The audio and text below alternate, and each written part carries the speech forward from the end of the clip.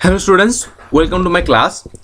Today we are going to talk about Pathshala. Pathshala, it is actually another indigenous system of education like Gurukula, which we already discussed in our last class. So let's learn what is Pathshala. So regarding Pathshala, we have to follow some steps. To learn about Pathshala, we have to follow some steps, and these are the steps. So these are the steps, or the diagram shows the steps which we have to follow to know about Pathshala. The first one is what is Pathshala. Second one is funds of Pathshala. Third one is curriculum, discipline, teacher-student relation, method, and medium.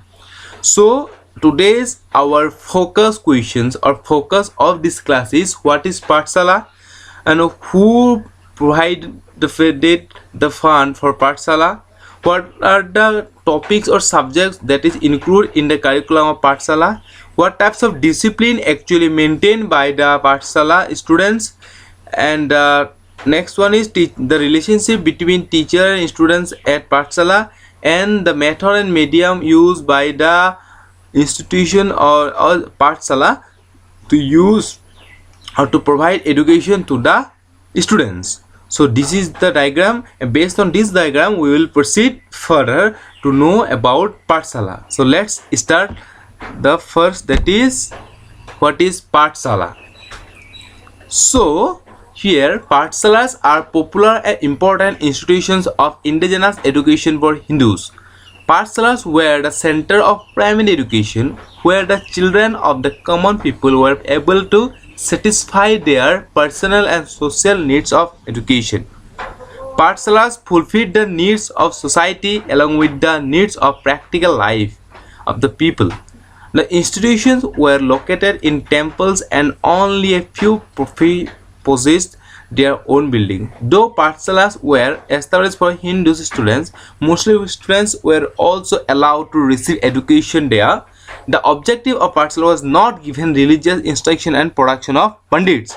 So Pathshalas are mainly the indigenous education system for Hindus, and these Pathshalas provided primary education to the common people of the society to fulfill their personal and social needs of education. Pathshalas also provided practical education to the child to live a perfect and suitable life in the society. These institutions were actually mainly located in the temples at that time, as well as some few possessed their own buildings. Though Pathshalas were established for Hindu students, Muslim students also can go and take admission to get or to receive education in the Pathshalas. The main objective of the Pathshala was not given religious instruction and production of pandits.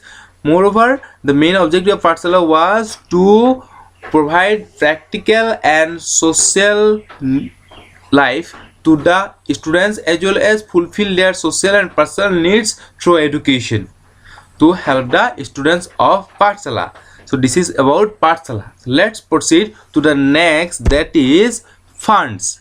The institution used to run through donation and subscription from the rich people and donation of the common people of the locality. So mainly the fund for the Pathshalas were provided by the rich people and common people based on donation and subscription. As donation and subscription, they had provided different types of fund to the Pathshalas for their survival. The teachers of the Pathshala were renowned scholars who received maintenance grants from rulers and jamindars. At the time of Pathshala, at the time of indigenous system of education, at the time of ancient era, when the rulers and jamindars rule at that areas, at that villages, as well as at India, mainly they provided specific fund or grant to the teachers of the Pathshalas to continue their education in the Pathshalas. Payment of teacher was very limited, and the payment of fees to teacher was not made compulsory. Here, that is another, that is relationship between teacher and people. So teachers took all the responsibilities of pupils. The teachers-pupil relationship was ideal and cordial that had risen to the spiritual level. In our last class, we had already talked or learned about the relationship between teacher and student at Gurukula.